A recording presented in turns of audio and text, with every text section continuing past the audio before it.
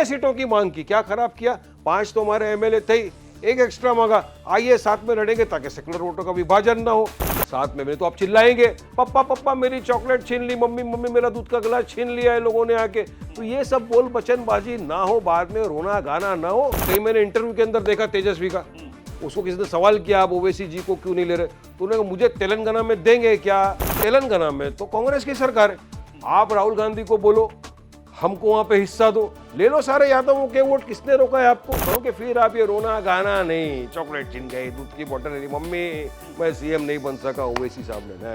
नमस्कार, बिहार तक देख रहे हैं आप और आपके साथ मैं हूं आशीष अभिनव। बिहार में चुनावी सरगर्मी तेज है, रणभेरी तो करीब करीब बज ही चुकी है और सभी पार्टियां इस वक्त चुनावी समर में कूदने के लिए तैयार है।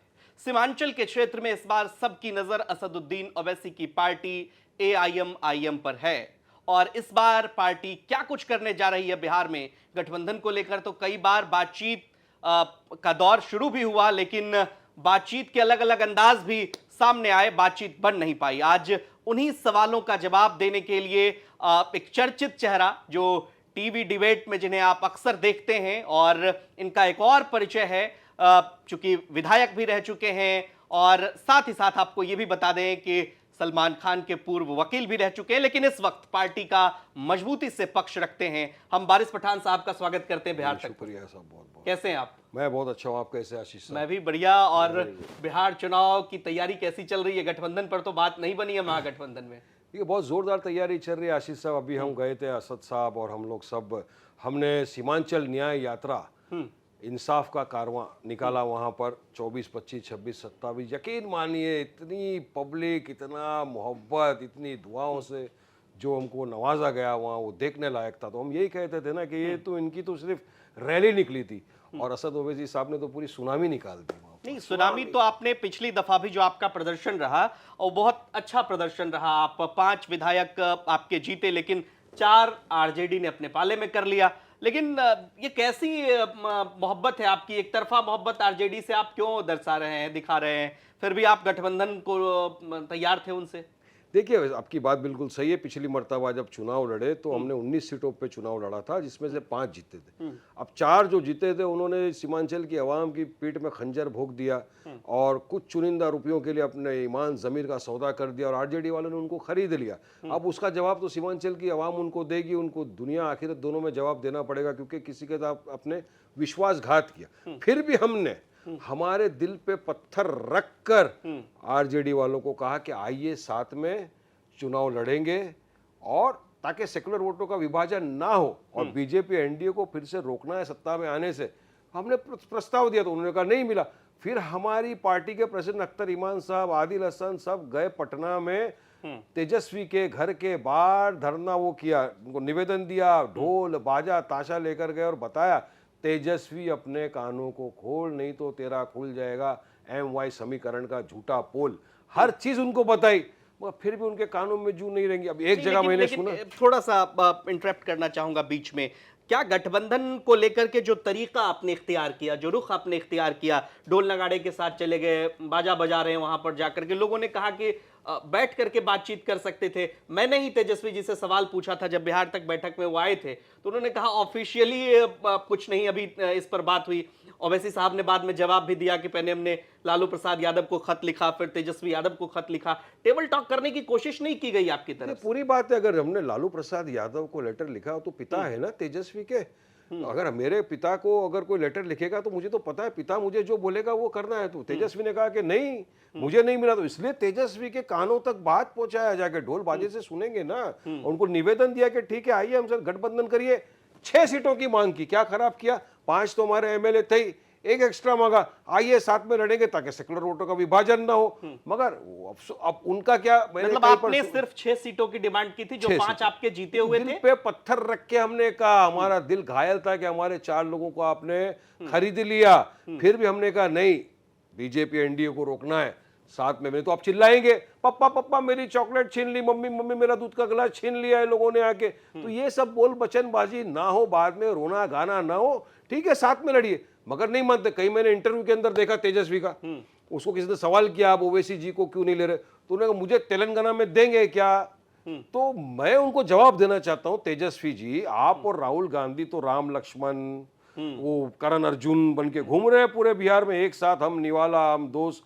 तो तेलंगाना में तो कांग्रेस की सरकार है, आप राहुल गांधी को बोलो हमको वहां पे हिस्सा दो, ले लो सारे यादवों के वोट, किसने रोका है आपको? वहां नहीं करेंगे, यहाँ चाहते नहीं है लीडरशिप तैयार हो, यहाँ चाहते नहीं मतलब कि तेजस्वी सीमांचल का नहीं विकास चाहते हो, कि इसलिए मुस्लिमों का कोई लीडरशिप तैयार हो। बिल्कुल, इसीलिए तो सीमांचल में देखिए जहाँ पे हाईएस्ट मेजोरिटी है मुसलमानों की, वहां का विकास का है कुछ नहीं है, ना मेडिकल कॉलेज है ना नहीं तो फिर इंजीनियरिंग कॉलेज है, एमवाई कुछ नहीं है। समीकरण को आप भी तो, उनका जो एक कहा जाता है कि आरजेडी के साथ एम जुड़ा हुआ है, वाई जुड़ा हुआ है, 19% 18-19% मुस्लिमों की आबादी है। एक मांग आपकी पार्टी की तरफ से ये भी बार बार उठती रही है कि 12% वाला डिप्टी सीएम और सीएम फेस की बात करता है, 19% वाले को लेकर के ऐसी चर्चा क्यों नहीं है? दिल में कोई कसक है इसको लेकर के? देखिए आपने सही कहा, महाविकास आघाड़ी जब बनी थी तो उनका स्लोगन क्या था, जिसकी जितनी संख्या भारी उसकी उतनी हिस्सेदारी। हाँ। अगर उस हिसाब से देख लो आप, 14% यादव है, 19% के करीब बिहार में मुसलमान है, 38 जिले अगर है वहां पे, मल्टी डिवाइड कर लो कितने मुसलमानों को सीट मिलना चाहिए, नहीं है, कितने को दिया इन्होंने, नहीं दिया। अब हम जब लड़ने जा रहे हैं, नहीं तो भाई हिस्सेदारी दो, हिस्सेदारी क्यों नहीं? क्या मुसलमानों को अधिकार नहीं है सीएम बनना, डिप्यूटी सीएम बनना? हमने कहा हमको मंत्री भी नहीं बनना है, हमको डिप्यूटी सीएम भी नहीं बनना है। अरे साथ में वो हिस्सेदारी की लड़ाई, अगर मुस्लिम लीडरशिप जब तक तैयार नहीं होगी तो आगे कैसा बढ़ेगा? और आप तो खुद बोल रहे हो ना हम तो मुसलमानों के साथ है। अरे क्या मुसलमानों के लिए आपने क्या बताओ मुझे? और हम तो मुसलमान भाई, दलितों के लिए, पिछड़ा वर्ग के लिए, सबके इंसाफ की लड़ाई लड़ रहे, हिस्सेदारी की लड़ा रही है, विकास की बात कर रहे, सब चीज कर रहे, मगर आपको उसमें भी आपकी कुर्सी खसकती हुई नजर आ रही है। ये आ गए तो इंसाफ की बात करेंगे, ये आए तो सीमांचल के विकास की बात करेंगे, ये मेडिकल कॉलेज बनाएंगे, ये इंजीनियरिंग कॉलेज बनाएंगे, ये जो यहाँ पे हाई कोर्ट का बेंच नहीं है अरेरिया यहाँ, वो बात करेंगे, लोगों को जाना पड़ता है हाई कोर्ट पटना में, तो ये गरीबों का विकास करेंगे यहाँ पर, हक इंसाफ की, तो इनको वो चाहिए ही नहीं करना। नहीं, आपकी इनको चाहिए नहीं, इसीलिए हमारे को लेते नहीं गठबंधन में। आप चूंकि खुद भी वकील हैं पेशे से और मशहूर वकील रहे हैं, मैंने इंट्रो में भी कहा कि सलमान खान का भी केस आपने लड़ा। आपकी वकालत पप्पू यादव खूब करते हैं, वो कहते हैं कि ओवैसी साहब को साथ में लेना चाहिए था, लेकिन तेजस्वी यादव ने उन पर भी दरियादिली नहीं दिखाई और आप पर तो मेहरबान है ही नहीं बिल्कुल। मैं तो राजेश पायलट साहब का भी इंटरव्यू सुना, सचिन पायलट का मैंने इंटरव्यू सुना, उन्होंने भी कहा, अब देखिए बी टीम बोलने वालों का असली चेहरा कैसा बेनकाब करता हूं मैं। अभी भी वाइस प्रेसिडेंट का इलेक्शन हुआ, असद साहब ने खुद ने ट्वीट करके कहा कि मुझे तेलंगाना के एक वरिष्ठ कांग्रेस के जो वो है, उन्होंने मुझे फोन करके बोला कि असद साहब हमको हेल्प करिए। असद भाई ने कहा मैंने बिल्कुल जाके उनके पक्ष के अंदर अपना वोट दिया, वो लिया, तब बी टीम नहीं, वो लेना अच्छा लगा। यूएपी के साथ 12 साल थे जब कुछ नहीं था, तो अभी क्यों नहीं साथ में आना? ये चाहते नहीं बीजेपी को हराए, हम चाहते हैं बीजेपी को हराना। अब हम जाएंगे लड़ेंगे, उनको हराने की बात करेंगे तो हम पे इल्जाम लगाएंगे, लगाओ पूरी कांग्रेस पार्टी के भी एक कद्दावर नेता हैं, राज्यसभा के सांसद हैं, पूर्व मंत्री भी रह चुके। जब उनसे आपकी पार्टी के गठबंधन को लेकर के सवाल पूछा गया, अखिलेश प्रसाद सिंह पूर्व प्रदेश अध्यक्ष, उन्होंने कहा कि हम सांप्रदायिक शक्तियों के साथ समझौता नहीं करेंगे। आपको सांप्रदायिक शक्ति कह रहे हैं, क्या जवाब देंगे उनको? वो महाराष्ट्र में शिवसेना जो है उद्धव ठाकरे की, वो कौन सी शक्ति है? ये तो आप उनको जवाब दीजिए, इसलिए मैंने सवाल पूछा। अब ये महाविकास आघाड़ी वहां पे महाराष्ट्र में बना, पिछले इलेक्शन में उद्धव ठाकरे, कांग्रेस, समाजवादी सब आए। चुनाव के टाइम आपने देखा क्या हुआ, जहां कांग्रेस का कैंडिडेट खड़ा था वो समाजवादी ने खड़ा कर दिया। हाँ, बाद में उद्धव ठाकरे के जो बेटे आदित्य ठाकरे, उन्होंने पूरे मीडिया के सामने कहा कि महाराष्ट्र के इलेक्शन में समाजवादी पार्टी ने पूरा बीजेपी का काम किया, पूरा बीजेपी को सपोर्ट किया, असली बीजेपी की टीम तो समाजवादी पार्टी है, उनके साथ जा रहे हैं। मगर एमआईएम नहीं, क्योंकि एमआईएम हक इंसाफ की बात करती है ना। असद ओवैसी साहब तो तगड़ा लड़ेंगे, मगर उनको चाहिए नहीं तगड़ा लड़ने वाला। सीएम फेस पर आते हैं, चूंकि कम वक्त की कमी है थोड़ी। सीएम फेस को लेकर आप क्या सोचते हैं? असदुद्दीन ओवैसी साहब ने कहा कि जिस तरह से महागठबंधन की स्थिति है और अगर एनडीए की सरकार बन गई तो भाजपा का सीएम हो सकता है, क्या कहेंगे आप उन पर? अब देखिए सीएम कौन बनेगा नहीं बनेगा ये तो जनता तय करेगी चुनाव के बाद। महागठबंधन के सीएम फेस तेजस्वी हैं, उन पर क्या कहेंगे? ये तो आप बोल रहे हो, राहुल गांधी बोल रहे हैं क्या? यही चीज तो मैं पूछ रहा तो पूछ रहा हूं आपको, राहुल गांधी ने कहा, लेकिन वो मना भी तो राहुल गांधी को सवाल किया आपने कि क्या तेजस्वी बनेंगे वहां का सीएम, खा गए जवाब, कहां दिया जवाब? तो मतलब दाल में कुछ काला नहीं, दाल कुछ काली लग रही है। मतलब आप कह रहे हैं all is not well in Mahagathbandhan? बहुत सारा वेल नहीं है बहुत सारा वेल बहुत सारा वेल नहीं है। कहीं ना कहीं हमको भी लग रहा है क्यों राहुल गांधी बोल देते तेजस्वी है, क्यों नहीं बोला उन्होंने, आपके पत्रकार सवाल करते रह गए, जवाब नहीं दिया और तेजस्वी बाबू अपना बैंड बाजा बजाते जा रहे हैं। अरे सब जगह पे ये चल रहा है, लेकिन हमारा तो इतना ही था कि भाई बिहार के विकास के लिए हम चाहते थे साथ में मिलकर लड़े, हमने दिल पे पत्थर रखा। इसको हमारी कमजोरी मत समझो, हमारी हिम्मत है ये, हमारी ताकत है ये, जो इतने चार को आपने लिया फिर भी हमने कहा कि साथ में आएंगे, कि बिहार के विकास के लिए, हिस्सेदारी के लिए, हक इंसाफ के लिए, न्याय के लिए किया। यही हिस्सेदारी, यही विकास और इसी न्याय की बात, अभी एक और नई पार्टी का उदय हुआ है बिहार में, साल भर हो भी गए, जनसुराज। कहा यह जा रहा है कि अगर ऐसा कुछ हुआ तो एक थर्ड फ्रंट की तरफ बिहार बढ़ जाए या कुछ हंग असेंबली ऐसा जैसा परिणाम आ जाए। प्रशांत किशोर की राजनीति को आप कैसे देखते हैं? क्या उनके साथ जा सकते हैं? आपको कोई परहेज तो नहीं? देखिए उनकी राजनीति तो अलग ही है। मैं तो आज कहीं पढ़ा था कि 10 मिनट के जो एडवाइस देते थे 11 करोड़ रुपया कमा रहे हैं वो, उनको तो करोड़ों रुपए मिलते जा रहे हैं। आप कहाँ से आ रहे, क्या आ रहे, तो भाई आप पत्रकार हो, आप इन्वेस्टिगेशन करो। लेकिन अब मेरा ये बोलना है कि हमारी पार्टी वहाँ है और वहाँ के जो पार्टी प्रेसिडेंट अख्तर ईमान साहब, उनकी बातचीत चल रही है, किसी का कहाँ चल रही है, क्या चल रही है, वो इस प्लेटफॉर्म पे बोलना उचित नहीं है। लेकिन जब भी होगा नहीं, तो अगर आपको अगर पता अगर चल बातचीत आगे बढ़ जाती है तो फिर 11 करोड़ वाला जो आप आरोप लगा रहे हैं, इस पे डिफेंड करना मुश्किल हो जाएगा फिर। आरोप नहीं, फैक्ट बता रहा हूँ। अरे भाई 10 मिनट की एडवाइस देना, उन्होंने 11 खुद करोड़ कहा है। रुपए अगर कमा रहे तो बहुत अच्छी बात है। खुद का, मैं थोड़ी बोल रहा हूँ, मैं तो पढ़ा हूँ ना सब जगह, तो अच्छी बात है, कमाइए। और आप 11 नहीं 22 करोड़ कमाइए, लेकिन कौन दे रहा है आपको, जरा वो भी तो पब्लिक जानना चाहती है ना। कमाने में कोई हर्ज नहीं, आप एडवाइस अगर दे रहे हो अच्छी तो अच्छी बात है। मगर हमारा तो इतना ही मानना है साहब कि जो भी हो, गठबंधन अगर आता है साथ में तो लड़ेंगे, नहीं आता है तो भी हम तो लड़ेंगे इंशाल्लाह। 100 की तो तैयारी है। अब कितने पे लड़ते, कहां से लड़ते, ये सब पार्टी डिसाइड करेगी। मगर इनको बोलना चाहता हूं कि फिर आप ये रोना गाना नहीं, चॉकलेट छिन गई, दूध की बोतल ले ली, मम्मी मैं सीएम नहीं बन सका, ओवैसी साहब ने, नहीं फिर खेला होएगा। नहीं तो अब ठीक है, खेला होने की बात आप कर रहे हैं, चूंकि ओवैसी साहब के साथ आप लगातार बिहार दौरे पर रहे, अब हमने लगातार वो तस्वीरें भी देखी। आपने सीमांचल के अलावा बिहार का मिजाज क्या देखा? क्या एनडीए के पक्ष में ज्यादा लोग हैं या महागठबंधन के पक्ष में ज्यादा लोग हैं? चूंकि आप सीमांचल में ज्यादा एक्टिव थे, वहां पे ही आप चुनाव लड़ रहे हैं, अब आप उससे बाहर, उस दायरे से बाहर भी निकलना चाह रहे हैं, 100 सीटों की आप बात कर रहे हैं।